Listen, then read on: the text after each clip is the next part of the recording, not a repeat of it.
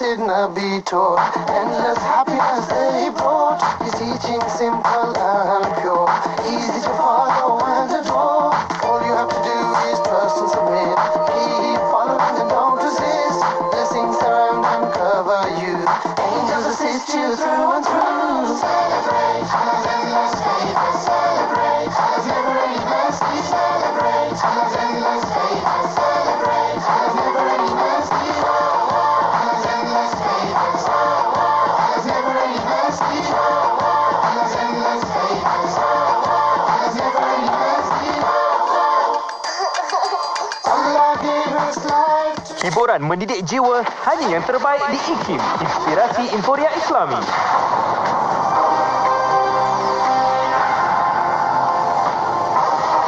Assalamualaikum dan selamat pagi bersama Mazlina Ismail untuk Berita IKIM. Program imunisasi COVID-19 kebangsaan yang akan bermula pada penghujung bulan ini tidak boleh gagal dan perlu mencapai matlamatnya. Menteri Sains, Teknologi dan Inovasi Khairi Jamaluddin ketika menaruh harapan sedemikian berkata, usaha berkenaan memerlukan sokongan semua pihak memandangkan negara yang melaksanakan program imunisasi mula menunjukkan pemulihan terhadap aspek ekonomi mereka. Katanya sebarang gangguan terhadap program imunisasi kebangsaan dan pandemik COVID-19 yang berterusan akan mengundang ketidaktentuan ekonomi. Katanya dalam kenyataan yang dimuat naik di khairikj.com semalam. Tarikh pendaftaran baharu dan kemaskini bagi bantuan prihatin rakyat BPR yang sebelum ini dibuka dari 15 Januari hingga 15 Februari kini dilanjutkan sehingga 25 Februari. Menteri Keuangan Tengku Datuk Seri Zafrul Tengku Abdul Aziz dalam kenyataan semalam berkata, ia bagi memastikan BPR diterima oleh mereka yang layak serta mengambil kira Perintah Kawalan Pergerakan PKP yang dilaksanakan di hampir seluruh negara ketika ini. Hanya pemohon yang tidak pernah menerima bantuan sara hidup BSH 2020 atau bantuan prihatin nasional BPN B40 serta isi rumah berpendapatan RM5,000 dan ke bawah sebulan perlu membuat permohonan baharu. Penerima BSH 2020 dan BPN B40 yang lulus sebelum ini tidak perlu membuat pendaftaran baharu atau kemaskini sekiranya tiada sebarang perubahan maklumat. Sekian berita IKIM edisi jam 10 pagi. Assalamualaikum. Laporan berita tadi dari sumber bernama Kapsul Masa.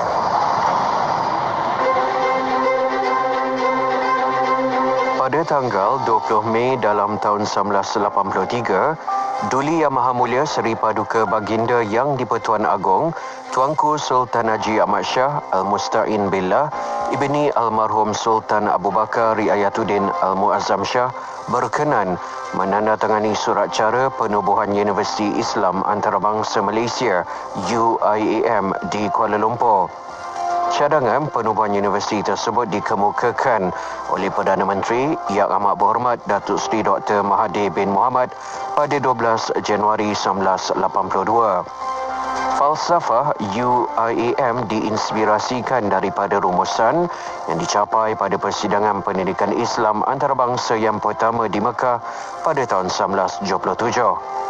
Pada 24 Ogos 1993, Yang Amat Berhormat Datuk Seri Dr. Mahathir telah merasmikan upacara peletakan batu asas kampus UIAM di Gombak seluas 272 hektar.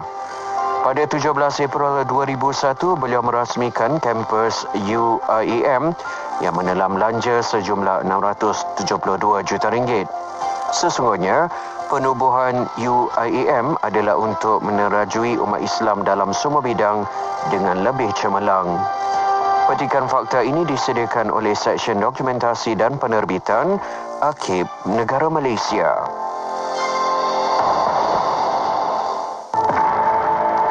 Ini memang kebimbangan Kementerian Kesihatan melihat pada trend terkini kes-kes makin meningkat.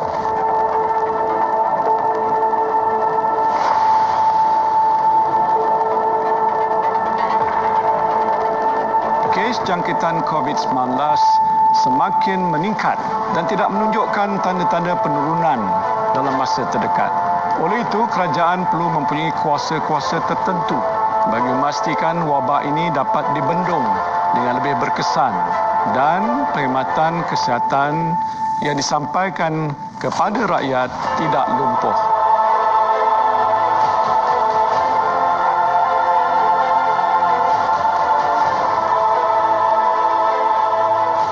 رضيت بالله ربا وبالإسلام دينا وبمحمد نبيا ورسولا رضيت بالله ربا وبالإسلام دينا وبمحمد نبيا ورسولا رضيت بالله ربا وبالإسلام دينا وبمحمد نبيا ورسولا رضيت بالله ربا وبالإسلام دينا وبمحمد نبيا ورسولا رضيت بالله ربا وبالإسلام دينا وبمحمد نبيا ورسولا رضيت بالله ربا وبالإسلام دينا وبمحمد نبيا ورسولا. Selami ilmu untuk kehidupan kita seharian bersama Nur Hayati Paradi di Aspirasi 10.1. IKIM, Inspirasi Inforia Islami.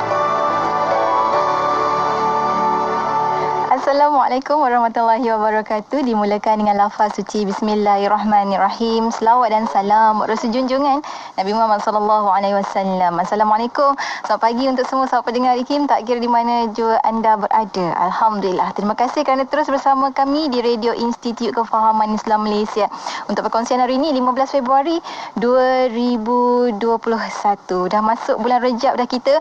Moga-moga Allah kurniakan keberkatan untuk kita semua di sepanjang bulan Rejab ini, Syaban nanti, dan Allah temukan kita dengan Ramadan, insya-Allah. Amin ya rabbal alamin. Apapun, terima kasih kepada rakan-rakan Warna Pagi sebentar tadi yang baru saja meninggalkan konti bersama dengan Hazwan dan juga Sufia. Jadi terima kasih pada mereka berdua untuk perkongsian-perkongsian di Warna Pagi. Dan alhamdulillah, dan insya-Allah bersama dengan Yati kejap lagi kita bakal mulakan aspirasi. Kalau ikut jadual kita akan bersama menerusi Pesona di Zahra bersama dengan Ustaz Muhammad Abdul Alamin. Kita nak sambung lagi bedah siasat atau forensik untuk keluarga kita, insya-Allah. Forensik keluarga, hari ini Ustaz akan bawakan tentang ketagihan judi. Jadinya perkahwinan bukan satu perjudian, apatah lagi sifat judi itu sendiri jangan kita masukkan dalam keluarga kita. Jadi apa perkongsiannya, apa pengisiannya yang insya-Allah Ustaz akan kongsikan kita, ikuti secara langsung di Radio IKIM, di FB dan juga YouTube IKIM, insya-Allah. Saat ini bersama dengan pelita, tentunya hanya di IKIM, Inspirasi Inforia Islami, bertemankan saya Nur Hayati Paradi.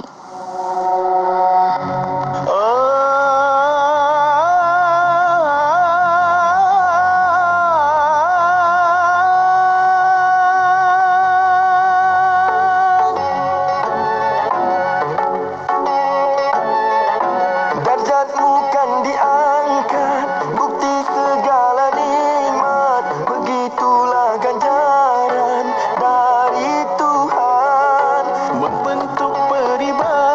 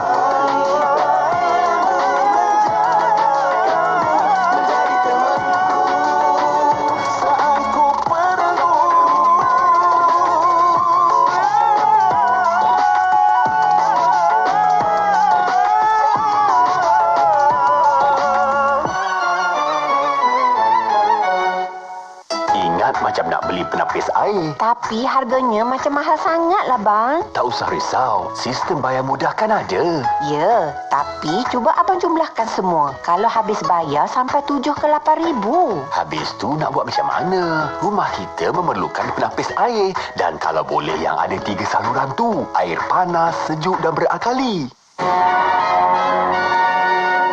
Kini, dengan Super Oxygenated Dispenser Superfine, anda dapat membeli satu sistem penapis air dengan 3 saluran, iaitu air panas, sejuk dan berakali. Harga promosi cuma RM2499 sahaja. Termasuk penghantaran dan siap pasang. Boleh dibeli secara tunai atau ansuran. Jumlah bayaran ansuran sama harga dengan harga tunai. Bayaran deposit serendah cuma RM699 dan ansuran serendah cuma RM300 sahaja. Itu pun cuma 6 kali bayaran sahaja bang. Yang syoknya sebab ada tawaran istimewa, servis percuma yang bernilai RM600 untuk 2 tahun berturut-turut jika belian secara tunai. Syoknya bang, dengan sijil halal dari JAKIM, lulus ujian tapisan sirim, waranti 1 tahun, jimat elektrik dan yang paling penting seisi keluarga kita dapat mengamalkan air minuman bersih, selamat dan berkualiti. Dan lagi seronok pasal ada 3 saluran untuk diminum. Air panas, air sejuk dan berakali tu. Tunggu apa lagi? Sebarang pertanyaan nak pasang, hubungi Superfine Marketing 019-224-6333. 019-224-6333. Layari Facebook kami, Superfine. Cepat, jangan tunggu lagi sebelum promosi kehabisan. Dengan Superfine, suri rumah dikecualikan dari memasak air setiap hari. Nuraisa, Nuraisa, kosmetik mesra wuduk Nuraisa. Nuraisa, Nuraisa, kosmetik mesra wuduk Nuraisa. Nuraisa, Nuraisa, Nuraisa, makeup mudah dibersihkan. Pilihan ramai wanita, kosmetik mesra wuduk Nuraisa. Ramai wanita, kosmetik mesra wuduk Nuraisa. Apa sah? Nuraisa. Kurma Hidayah dah makan. Cek pelitup muka, cek hand sanitizer, cek bekalan makanan, cek. Okey, sudah. Assalamualaikum. Maaflah. Macam ni lah rutin saya setiap pagi. Sambil siapkan sarapan untuk anak-anak, mulut ni tak berhenti mengingatkan macam-macam kat mereka sebelum mereka pergi sekolah. Jujur saya cakap, saya memang tak ada pembantu. Semua benda buat sendiri. Bila sediakan makanan untuk suami dan anak-anak, memang puas hati. Lagi-lagi dengan musim pandemik sekarang ni, saya setiap hari bekalkan makanan kepada mereka ke sekolah. Kita tahu perkembangan dan masalah mereka. Anak-anak dan suami akan lebih rapat dan lebih kasih sayang kerana kita akan saling membantu. Tapi letihlah sikit. Semua kena urus sendiri. Kalau saya ada kerja luar, lagilah tak boleh nak cerita letih tu macam mana. Saya ada bercerita dengan kawan-kawan yang situasi sama macam saya. Mereka cadangkan saya amalkan Serai Mas Kurma Hidayah Plus. Saya pun terus cuba. Saya amalkan Serai Mas Kurma Hidayah Plus ni 2 sudu pagi dan malam sebelum makan. Alhamdulillah, bangun pagi rasa bertenaga, macam bateri penuh dan lebih bersemangat. Suami dan anak-anak pun perasan perubahan saya. Nak ke usrah dan kelas mengaji pun tak letih dah. Jika dibandingkan dengan sebelum ni, tak bertenaga dan cepat letih. Tapi sekarang, saya dibantu dengan Serai Mas Kurma Hidayah Plus yang mengandungi nutrisi tambahan semula jadi untuk kekal bertenaga sepanjang hari. Itulah rutin saya setiap hari. Sesiapa yang nak cuba Serai Mas Kurma Hidayah, hubungi 013-782-5282. 013-782-5282. Saya dah cuba Serai Mas Kurma Hidayah. Anda bila lagi? Dapatkan di farmasi atau di kedai jamu di seluruh Malaysia. Serai Mas diiktiraf oleh Super Health Brand. Hubungi 013-782-5282. Serai Mas, raja segala herba. Apakah makanan sunnah dan apakah perbezaannya dengan pemakanan sunnah? Sejauh manakah keberkesanan produk-produk tersebut perlu dibuktikan melalui kajian dan penyelidikan. Apakah cabaran dalam isu pemakanan halal dan hak-hak pengguna Islam untuk mendapatkan makanan halal serta berkhasiat. Semuanya dibahaskan dalam buku Makanan Antara Sunnah dan Sains, terbitan Institut Kefahaman Islam Malaysia IKIM. Jom dapatkan segera buku ini dengan tawaran diskaun menarik di www.ikimniaga.my atau hubungi Unit Pembangunan Ekonomi dan Pemasaran di talian 03 6204 6389 atau 03 6204 6388. Dapatkan sekarang. To follow him sallallahu alaihi wasallam, to follow his sunnah in our character, the way we deal with things. We speak always about da'wah, wanting good for people, wanting khair for people, inviting people to the deen of Allah subhanahu wa ta'ala. But one thing that we have to remember is when you invite people, it's not about words, it's not about telling them about Islam. People to see Islam in you, people to taste the sweetness of Islam by being in your company. People to see your patience, your compassion, your love, your kindness, your generosity, to be just. When they see the principle that you are calling for in you, this is the best da'wah. And most of the Sahaba, they didn't become Muslims because learning the deen only. Yes, they used to learn, but through their interaction, through what they have seen from Rasulullah sallallahu alaihi wasallam. Syekh Fa'id Muhammad Sa'id. Inspirasi Inforia Islami tentunya hanya di Radio Institut Kefahaman Islam Malaysia. Alhamdulillah, terima kasih kepada rakan pendengar kerana terus bersama kami di IKIM Inspirasi Inforia Islami. Menerusi perkongsian pertama hari Isnin untuk bersama dengan sahabat pendengar, tak lain tak bukan kita ada Pesona di Zahra. Untuk bersama sahabat-sahabat di hujung talian saat ini kita ada Ustaz Muhammad Abdul Alamin. Assalamualaikum Ustaz. Waalaikumsalam warahmatullahi wabarakatuh. Alhamdulillah. Terima kasih banyak Ustaz kerana nak bersama dengan kita pada hari ini untuk perkongsian dalam Pesona di Zahra. Dan Alhamdulillah kali ini Ustaz nak bawakan lagi sambungan untuk forensik keluarga. Kali ini lebih kepada gambling addicted ataupun ketagihan judi. Mungkin awalan ini kita berikan sedikit mukadimah Ustaz, sebab kadang-kadang bincang tentang judi ini dia juga merosakkan keluarga. Jadi kita mulakan dengan mukadimah kita. Silakan Ustaz. Betul. Okey, bismillahirrahmanirrahim. Assalamualaikum warahmatullahi wabarakatuh. Alhamdulillah wassalatu wassalamu ala Rasulillah wa ala alihi washabbihi wa man tabi'ahu wa man nasarahu wa wala. Rahmati Allah DJKIT seterusnya kepada seluruh ibu-ibu, kakak-kakak, ayah-ayah, sahabat abang yang saya sayangi dan saya doakan kebaikan sekalian. Alhamdulillah, pertama syukur kepada Allah Subhanahu wa taala dengan limpahan kurnia dan rahmatnya kita bertemu lagi dalam Pesona di Zahra, forensik keluarga, dan kita fokus mengenai kekeluargaan. Jadi kesempatan kali ini kita bincang mengenai ketagihan judi ataupun gambling addiction. Sebab apa? Sebab dia juga merupakan salah satu daripada permasalahan-permasalahan dan menyumbang kepada masalah keluarga. Okey, saya nak mulakan dengan satu kajian daripada Harmony and Failure of Marriage Proceeding ke-11 Putrajaya 2016. Okey, jadi perceraian dalam kekeluargaan ni dia ada banyak faktor. Tidak sefahaman, faktor ekonomi, faktor ada curang, faktor ada tidak berdaya daripada sudut suami punya kemampuan menjadi seorang suami, dan faktor-faktor lain. Okey, faktor-faktor lain Jadi daripada faktor-faktor lain ni 11% faktor-faktor lain ni perceraian tu ada sebab tak sekefahaman, sebab sebab ekonomi, dan 11% adalah faktor-faktor lain. Okey. Daripada faktor-faktor lain ni 11% tu 37% adalah disebabkan judi ataupun disebabkan daripada maknanya suami ataupun mungkin suami lah biasanya ataupun pasangan mana terlibat dengan judi sebab apabila satu orang tu terlibat dengan judi mengikut kajian daripada American Psychiatric Association ataupun kita panggil APA, ketagihan judi ni apabila dilihat daripada neuroscience dia sama dengan ketagihan arak dan ketagihan dadah. So maksudnya bila mereka buat kajian daripada orang yang ada ketagihan judi ni, maknanya sekali dah kena, kemudian dia ada repetitive belief, maknanya repetitive behavior, ulang sampai dia jadi satu tabiat jadi ketagihan. Kan? Bila dilihat sama. Sebab itu orang yang ada ketagihan judi sebenarnya kalau tak ia susah dia nak tinggalkan. Kita tak nampaklah daripada sudut kesan macam dadah kan. Contoh kalau dadah kita nampak dia memang lalok kan. Okey, ataupun kita tengok macam ketagihan alkohol. Kita nampak dia pun memang tak betul. Judi ni tak nampak tau. Nampak macam orang normal biasa.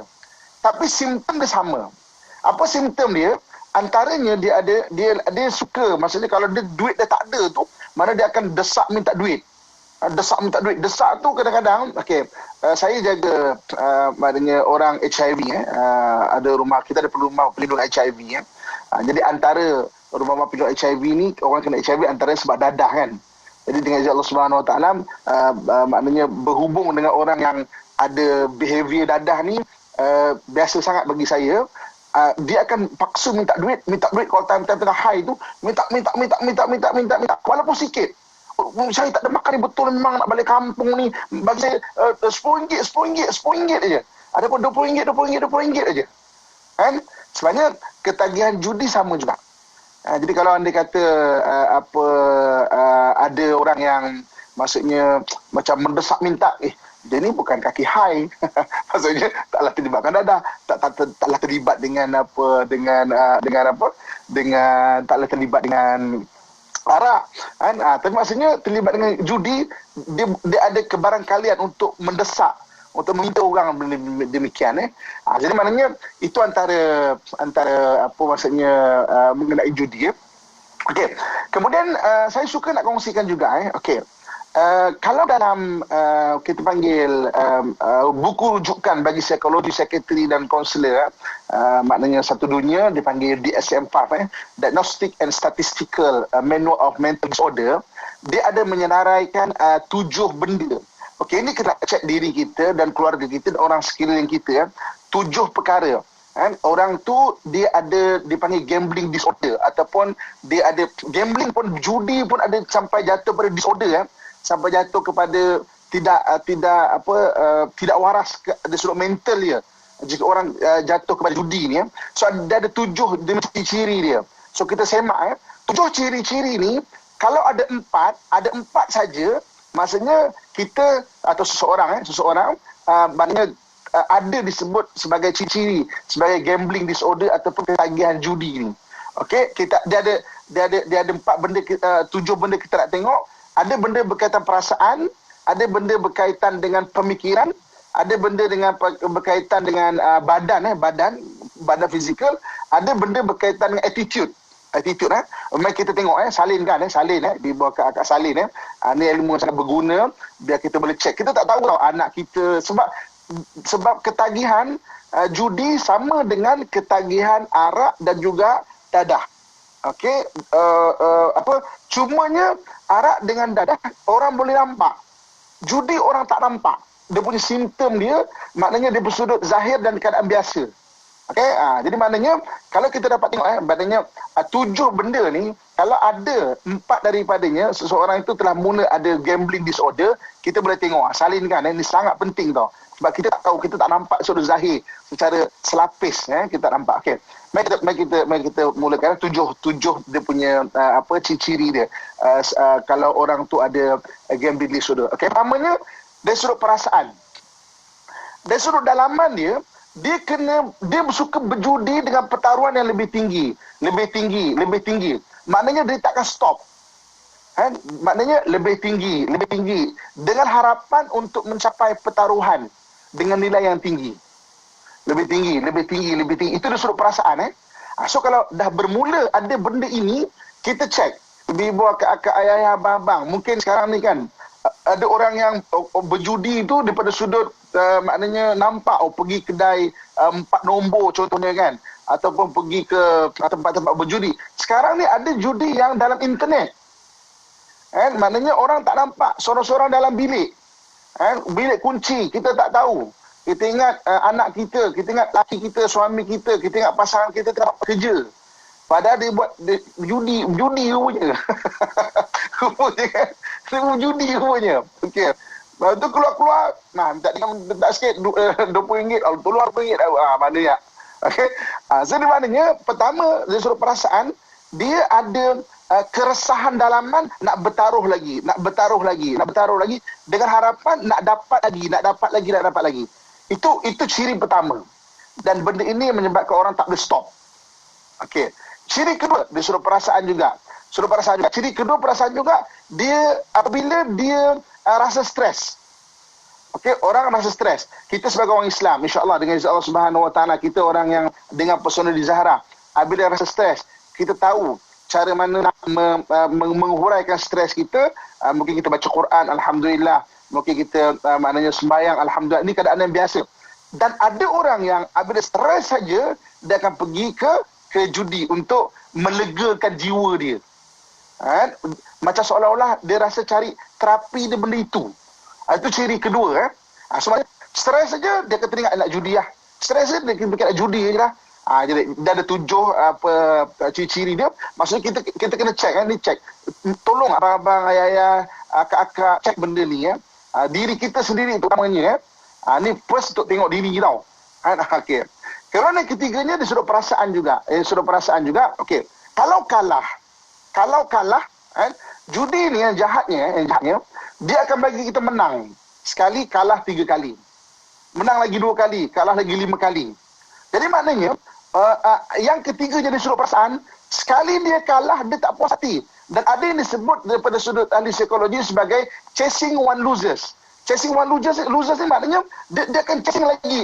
Okey ni. Okey, satu lagi ni. Okey lah. Satu lagi boleh menang ni. Sekali lagi ni. Ini daripada sudut perasaan dia, ciri-ciri yang ketiga. Chasing one losers dipanggil. Mana kalah tak puas hati. Boleh lagi ni. Kalah tak puas hati. Boleh lagi ni. Itu dia sudut perasaan yang ketiga.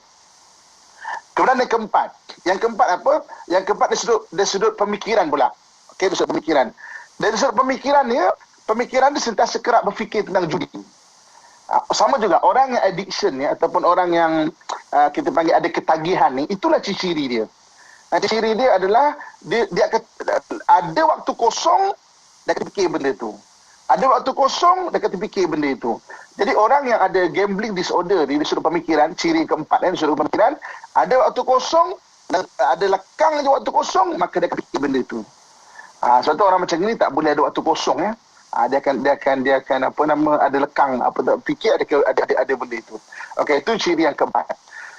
Yang kelima dari sudut attitude pula. Attitude ni maknanya daripada sudut perangai dia. Daripada sudut PL dia, sudut PL dia. Yang kelimanya iaitu dia tidak betul senang dan akan menipu untuk menutup aktiviti berjudi itu. Satu penipuan ke satu penipuan. Dan alasan yang dibagi kadang-kadang terlalu sempurna. Ini makan tak ada, memang tak sungguh ni. Abang ni nak bayarkan orang tu. Ini je nanti akan dapat lagi. Maknanya menipu untuk menutup aktiviti itu. Itu yang kelima. Yang keenam, dia bergantung pada orang lain untuk dapatkan duit untuk berjudi. Ni kalau dah ada benda empat antaranya dah ada. Maknanya duit tu dia bergantung pada orang lain dengan minta, desak, paksa. Ini kadang-kadang boleh jadi penceraian dalam rumah tangga. Sebab maknanya desak isteri, bila dah kena macam ni maknanya boleh jatuh marah-marah. Kita boleh tengok apa implikasi seterusnya kan. Dan yang ketujuh, ciri-ciri yang ketujuh, dari sudut badan pula. Dari sudut badan dia akan restless. Restless ni maknanya resah gelisah. Maknanya badan dia akan resah gelisah. Maknanya tak dapat berjudi, maknanya atau cuba untuk mengurangkan, kalau orang cuba kurangkan aktiviti berjudi dia atau nak stop, badan dia jadi macam penat. Jadi macam penat Jadi ibu kakak tuan-tuan sekalian, ini 7 ciri-ciri orang ada gambling disorder yang boleh memusnahkan sebuah rumah tangga. Kalau ada 4 daripadanya sahaja, dia telah masuk ke fasa ada ketagihan judi. Dan sampai boleh jadi gambling disorder. Maknanya boleh jadi ketidakwarasan kerana judi itu. Dengan Allah Subhanahu Wa Taala, apabila kita bincang secara umum begini, kita dapat faham keadaan ada orang yang macam gini.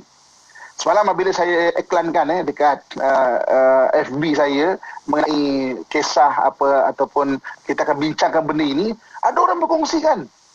Maknanya secara direct message ke ataupun secara yang umum tu ada message memang betul ada. Saya tengah bantu satu orang ini memang dia tak boleh duduk diam kalau tak kena judi. Lagi-lagi judi internet dan sebagainya sekarang ni kan. Ya kita bincangkan tujuh sihir ini supaya kita boleh ukur diri kita, pasangan kita, supaya bila kita faham, mana kita boleh tolong bantu. Sebab kadang-kadang kalau kita tak faham, kita nak bantu macam mana? Kita tengok dia asyik minta duit dan contohnya kan, kita takkan nak bantu dengan duit itu. Sebab bila dengan duit itu akan menyemarakkan lagi kegiatan dia itu. Sebab itu hatta zakat pun dalam kitab fiqh, zakat tidak boleh diberi kepada beberapa golongan. Antaranya adalah orang yang ahli fasik, ahli maksiat, yang nyata maksiat dia. Nyata maksiat dia, maknanya tuan memang kita nampak, kita bagi duit zakat dekat dia, dia pergi berjudi pula. Maka tak boleh. Orang ahli maksiat yang nyata maksiat dia, walaupun dia susah, tak boleh nak bagi zakat pada dia daripada sudut duit ke apa, tak boleh. Sebab dia takkan gunakan untuk keperluan diri dia. Maksudnya dalam kitab fiqh juga telah dibincangkan benda-benda sedemikian, bagaimana pembahagian zakat, mana ada orang yang tak boleh dibagi, dan dari sudut hukuman, macam contoh hukuman jenayah Islam juga, lagi kita akan bincangkan juga ada dikaitkan mengenai kesalahan berjudi ni dan apa hukuman dia. Okey, itu sekadar mukadimah dia. Itulah bukannya main-main. Ustaz kan bukan main-main bila kata tentang berjudi ni, bukan main-main, dia sampai satu tahap boleh bawa kepada penceraian juga Ustaz tadi kongsikan. Dan kalau dulu-dulu macam Ustaz kongsikan juga, dulu-dulu kalau kita nak kata ciri-ciri orang berjudi ni, kita nampaklah kadang-kadang tu memang pakai helmet walaupun bawa kereta. Pakai helmet beratur panjang. Itu dulu. Sekarang dah tak dah. Dalam seorang-seorang pun dah boleh nampak dah orang tu sedang berjudi, ataupun orang tak tahu dia sedang berjudi sebenarnya. Sambil-sambil makan tak selalu makan Ustaz, sebab apa? Berjudi tak habis lagi. Macam-macam sebenarnya, dan kita akan kongsikan macam-macam lagi lepas kita berhenti rehat seketika. Untuk rakan pendengar, ada pengalaman anda sendiri ada rasa macam tu, ketagihan ini, anda boleh saja kongsikan di FB IKIM FM, di FB Ustaz sendiri, ataupun di WhatsApp IKIM di 0112900404. Kita berhenti rehat seketika. Bagi jangan lupakan butang share. Ya Ustaz, pandai Ustaz. Dan kita akan kongsikan lepas kita berhenti rehat seketika. Kembali selepas ni tentunya hanya di IKIM, Inspirasi Inforia Islami.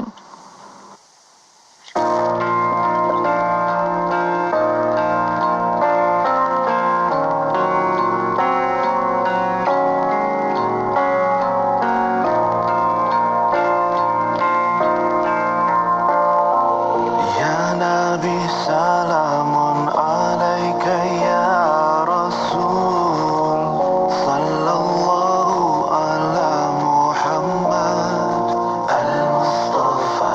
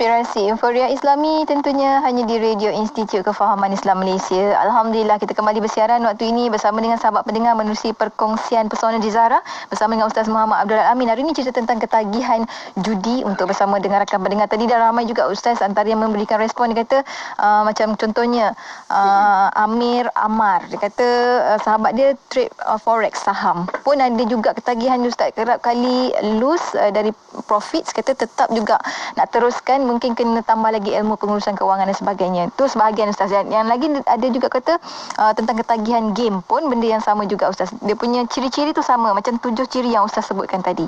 Ya, kita sambung lagi Ustaz perkongsian kita. Silakan Ustaz. Okey. Terima kasih.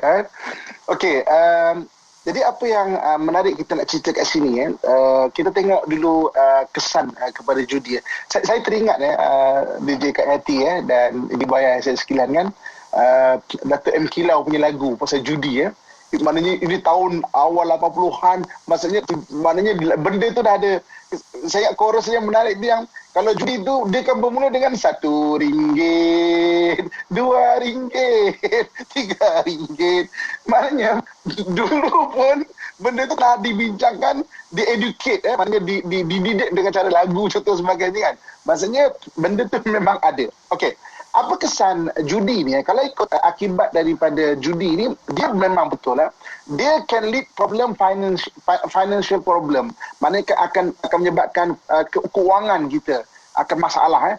Orang ada ketagihan, macam ketagihan dadah dan juga arak kan, dia dah tak kira sebab neurotransmitter dalam otak dia tu fokus dia panggil RAS dia kan, maknanya reticular activating system dia fokus dia ke arah situ. Dia tak nampak benda lain dah. Dia tak nampak keluarga dah. Dia takkan nampak apa maknanya kerjaya dah. Yang dia nampak judi itu dalam otak kita ni dia ada panggil RAS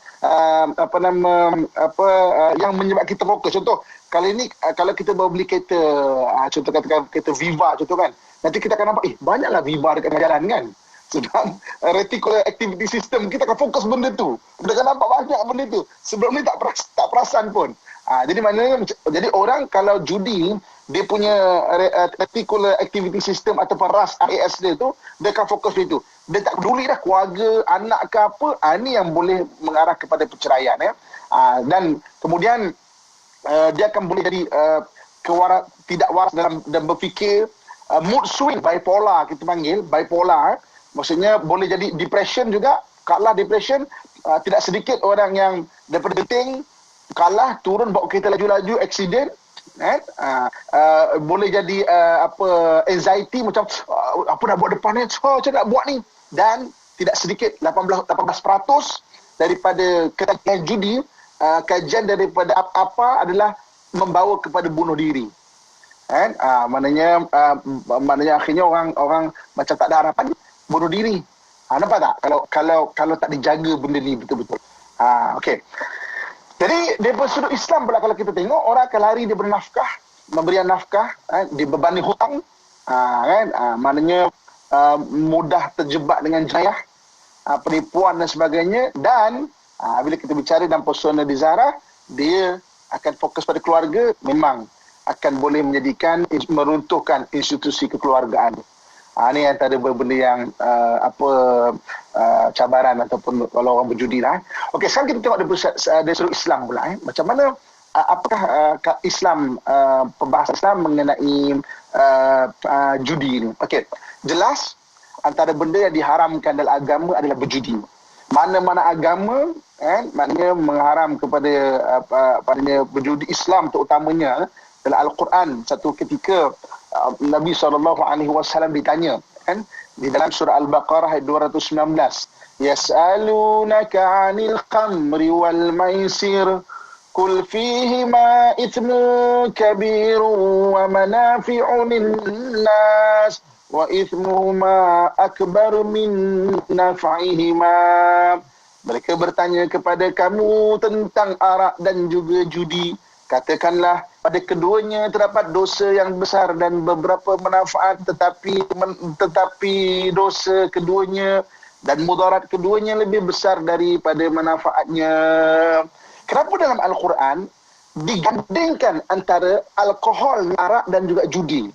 Rupanya kajian Sekretari Psikologis Moden menyatakan ketagihan itu cirinya sama. Kita tengok macam mana Al-Quran punya perbahasan Al-Quran perbahasan, Masya Allah kan. Kenapa digandingkan dua tu? Kan? Arak dan juga judi. Rupanya ketagihan di sudut arak, judi, maknanya ketagihan di sudut menghayalkan. Kalau kita tahu dadah, maknanya kita kiaskan sebagai dadah juga menghayalkan, sama. Kan? Maknanya orang susah nak terangkan. Jadi maknanya dosa maknanya adalah satu benda yang memang diharamkan. So, tapi kita ingatkan ini di sudut nasihat-nasihat agama. Selain daripada itu, seperti biasa, kena ada awareness, kesedaran. Pasangan aku ni ada something tak kena. Diri aku something tak kena. Jadi orang nak buat perubahan diri. Kalau tak ada kesedaran, macam mana nak buat perubahan diri?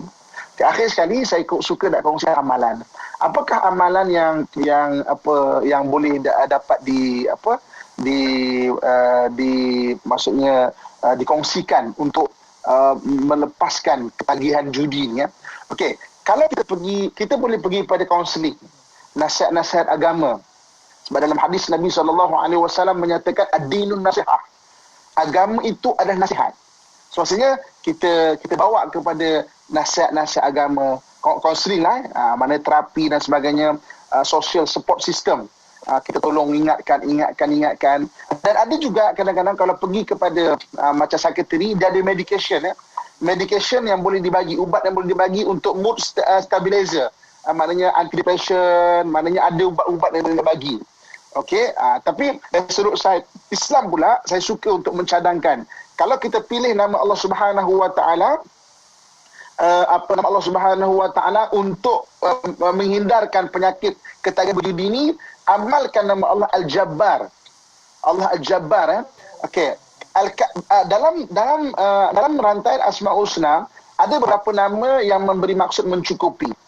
Cuma nama Allah Al-Jabbar ini dipilih kerana apa? Kerana dia akan mencukupkan dalam keadaan kita rasa tak cukup.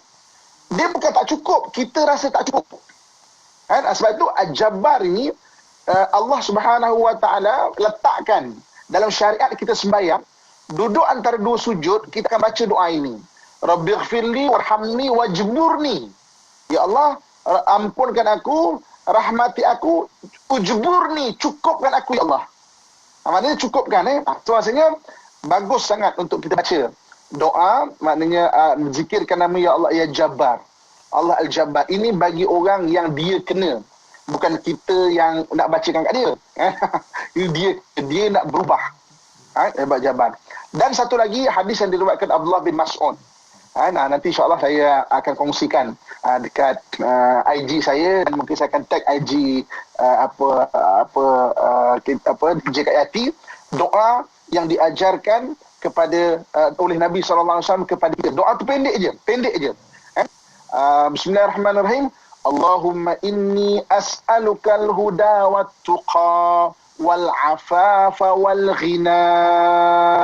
Hadis riwayat Abdul Mas'ud. Allahumma inni as'alukal huda wat tuqa wal afafa wal ghina. Allahumma inni as'alukal huda wat tuqa wal afafa wal ghina. Ya Allah, aku mohon kepadamu supaya diberikan kepadaku hidayah dan sifat taqwa dan kelembutan dan juga kecukupan. Sebab orang berjudi ini dia bermula dengan dia tidak cukup. Ini hadis yang diriwayatkan oleh Abdullah bin Mas'ud ketika Nabi ditanya mengenai sikap-sikap orang. Dan Nabi mengajarkan doa ini. So amalkan. Selain daripada usaha kita, nasihat-nasihat, kita tu sendiri. Amalkan nama Allah Al-Jabbar. Cuba. Siapa-siapa yang ada terkena dan nak berubah, yang hari ini dengar perkongsian kita pada hari ini, amalkan. Dalam Al-Quran Allah sebut walillahil asmaul husna fad'uhu biha. Bagi Allah nama-nama yang baik, berdoalah dengan menggunakan nama-nama Allah yang baik ini. Amalkan nama Allah Al-Jabbar, ya Jabbar, ya Jabbar. Berapa kali bacalah 100 pagi, 100 petang. Dan kalau tak boleh nak lupakan, ketagihan ni dia akan mengganggu otak kita, baca lebih 1000 kali sehari pun bagus. dan baca doa banyak-banyak yang tadi, Allahumma inni as'alukal huda wat tuqa wal afafa wal ghina. Kan? Minta Allah rezekikan pada kita hidayah dan ketakwaan. Kan? Sebab orang berbuat maksiat ni ketakwaannya telah tiada dalam diri dia. Kan? Hidayahnya maknanya mungkin tidak ada. Kelembutan pada diri dia tidak ada dan tidak rasa cukup. Al-ghina tu minta Allah cukupkan diri kita. Dan keberkatan hadis-hadis Nabi dan juga nama Allah Subhanahu wa taala, mudah-mudahan Allah menghilangkan ketagihan terutama ketagihan judi yang ada dalam diri kita, dalam orang yang ada masalah begitu, keluarga kita, masyarakat keluarga kita dan masyarakat kita, dan terutamanya orang Islam seluruhnya, insya-Allah. Wallahu a'lam. Insya-Allah, masya-Allah. Terima kasih banyak Ustaz, banyak sangat tips dan juga panduan daripada Ustaz ilmu hari ini berkenaan dengan ketagihan judi yang sangat berbahaya. Walaupun dia termasuk dalam 11% daripada unsur-unsur ataupun faktor lain penceraian, tapi dalam 11% tu dia adalah 37% daripadanya disebabkan oleh perjudian. Dan waktu ini rakan-rakan pendengar, kalau ada pertanyaan persoalan boleh saja ajukan di FB IKIM FM ataupun di WhatsApp IKIM di 01129004 Kita mulakan dengan soalan daripada sahabat kita ni Ustaz. Tanya di WhatsApp IKIM, Ustaz, macam mana nak menegur orang yang berjudi sehingga tidak menunaikan nafkah? Sebab ibu sudah tegur tapi suami semakin buat ibu sebagai musuh, Ustaz. Silakan. Okey, sama juga pertama sekali kita kena faham kalau tujuh ciri-ciri yang saya sebut itu tadi, ada 4 saja, maksudnya suami itu telah ada dalam ketagihan. Dan tidak semudah untuk tegur. Kan ingat tak tadi apabila antara satu ciri-ciri dia adalah orang cuba stop dia atau cuba mengurangkan aktiviti dia akan jadi marah. Sesuatu attitude tu kan. Maksudnya dia akan jadi marah. Jadi maknanya apa? Sudah ada ciri-ciri itu sebenarnya. Jadi maknanya kita tidak semudah itu. Doakan suami, teruskan tegur dengan cara yang baik. Okey.